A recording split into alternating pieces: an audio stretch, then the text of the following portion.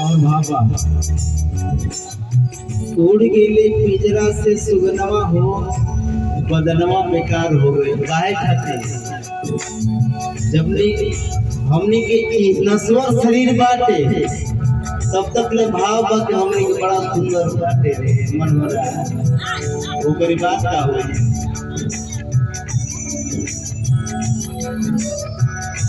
गौवा के लोग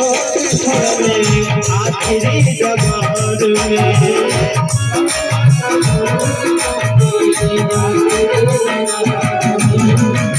गौवा के लोग छोड़ले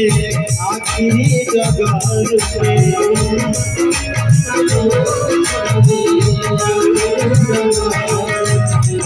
केहू नइखे खोजे वाला हमके डगर में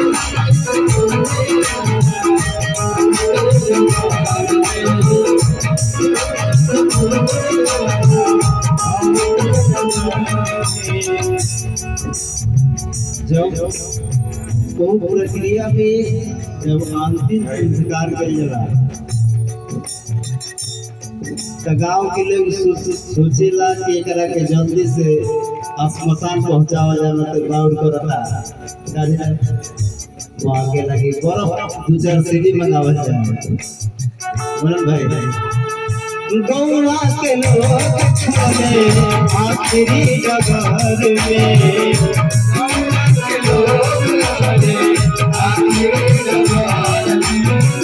केहू नहीं से खोजे वाला हमके जगह में केहू नहीं से खोजे वाला हमके जगह में तन से कराई अब परलवा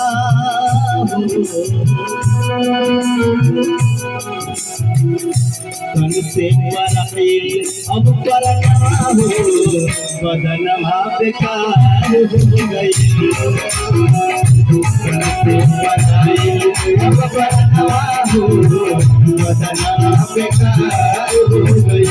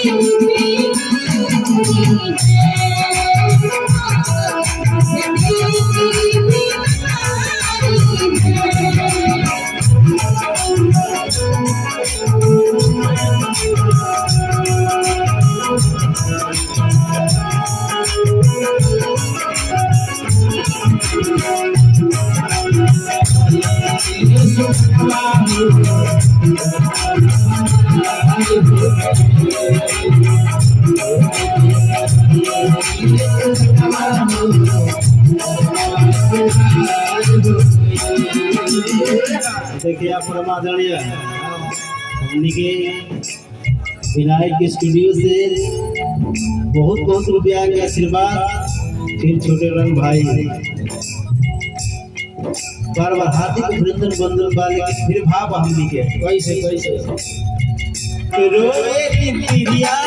पर पीटी की छाती हो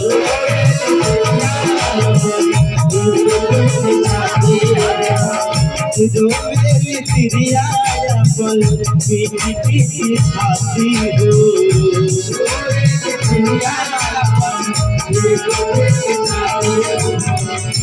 गोरा पदोत बाटे बैठल बरियाती हो बैठल बरियाती हो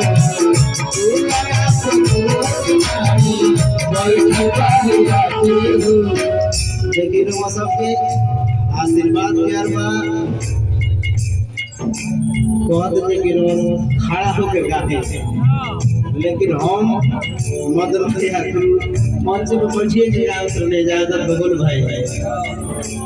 लेकिन पब्लिक की जो आशीर्वाद और वो सब जो दुलाते पूरे हम अच्छा है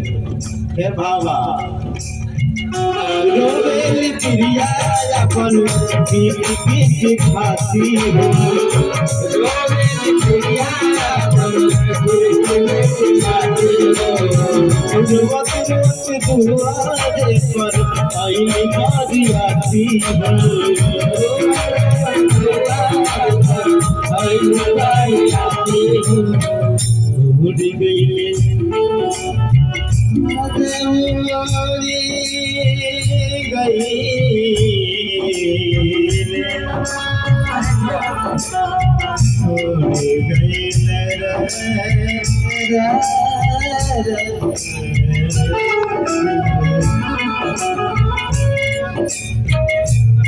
उड़ गईले पिंजरा पे सुगनवा हो उड़ गईले पिंजरा पे सुगनवा हो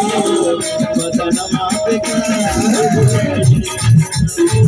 उड़ गईले पिंजरा पे सुगनवा हो